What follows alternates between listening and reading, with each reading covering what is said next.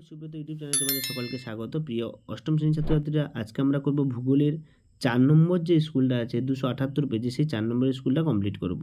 তো চলো কথা না বাড়িয়ে 4 নম্বর স্কুলটা কী বলেছে আমরা ঝটপট কমপ্লিট করে ফেলি। 4 নম্বর স্কুলে দেখো, প্রথমের প্রশ্ন যেটা বলেছে একের দাগে, স্কুল নাম হচ্ছে হেয়ার হাই স্কুল, ঠিক আছে, হেয়ার স্কুল। তো একের দাগেটা কী বলেছে দেখো, এস তরঙ্গের প্রবাহিত হতে পারে যে মাধ্যমের মধ্যে হবে। এস তরঙ্গ কার মাধ্যমে প্রবাহিত হতে বলতো? কঠিন মাধ্যমে। অ্যান্সারটা হবে একের দাগের অপশানটা, কঠিন মাধ্যমে। কয়টা ক্রোপসীমা ও নিপেসীমার মধ্যে অবস্থিত বিযুক্তি রেখার নাম কি? ক্রোপসীমা নিপেসীমার মধ্যে কি বিযুক্তি রেখা আছে বলতো? বির দাগের অপশানটা হবে রেপিত্তি বিযুক্তি রেখা। অপশান হবে বিটা রেপিত্তি বিযুক্তি রেখা। পরের প্রশ্ন, পৃথিবীর মোট আয়তনের বেশিরভাগ অংশ কি আছে? পৃথিবীর মোট আয়তনের বেশিরভাগ অংশ কি আছে বলতো? না, গুরুমণ্ডল আছে। বেশিরভাগ অংশটা মিলে গুরুমণ্ডল আছে, ঠিক আছে।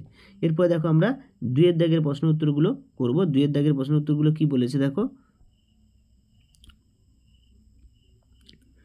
2 দাগের কী বলেছে দেখো, আমরা সেগুলো কমপ্লিট করব পরপর। তো প্রথম হচ্ছে শ্রীলঙ্কার ড্যাশ প্রধান ফসল হলো নারকেল। শ্রীলঙ্কার কি প্রধান ফসল হচ্ছে? অর্থকারী ফসল বা অর্থকরী। অ্যান্সারটা কী হবে? অ থয়রে ক রয় দীর্ঘ, অর্থকরী ফসল। আমি এখানে আঙুলে লিখছি বলে সমস্যা আছে, তোমরা এখান থেকে বুঝে নাও। অর্থকরী ফসল। পাকিস্তানের প্রধান জলসেচ ব্যবস্থা হলো ড্যাশ জলসেচ। পাকিস্তানের জলসেচ ব্যবস্থার নাম হচ্ছে সেচ খাল। অ্যান্সারটা কী হবে? না, সেচ খাল।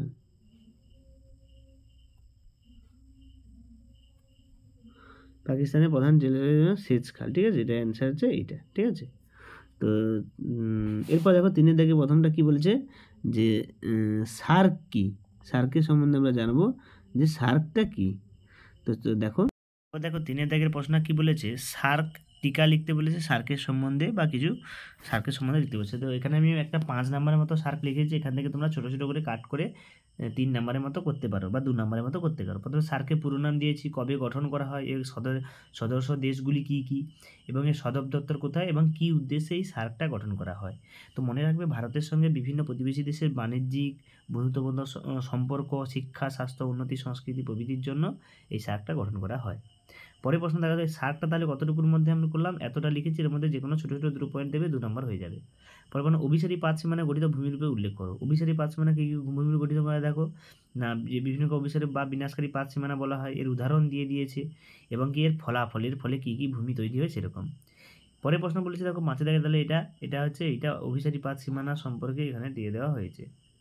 এরপরে দেখো এখানে বলছে উদাহরণসহ চিত্রসহ আগ্নেয়শিলা শ্রেণীবিভাগ করো। আগ্নেয়শিলা দেখো এখানে দিয়েছে, আগ্নেয়শিলা কাকে বলে এবং তার সম্বন্ধে দিয়ে দেওয়া হয়েছে। আগ্নেয়শিলা পৃথিবীতে আদিশিলা, তো সেরকম করে এখানে দিয়ে দেওয়া হয়েছে। তো এই পর্যন্ত, এবং আগ্নেয়শিলার চিত্রটা আগে আমি দিয়ে দিয়েছি, ওখান থেকে তোমরা দেখে নেবে।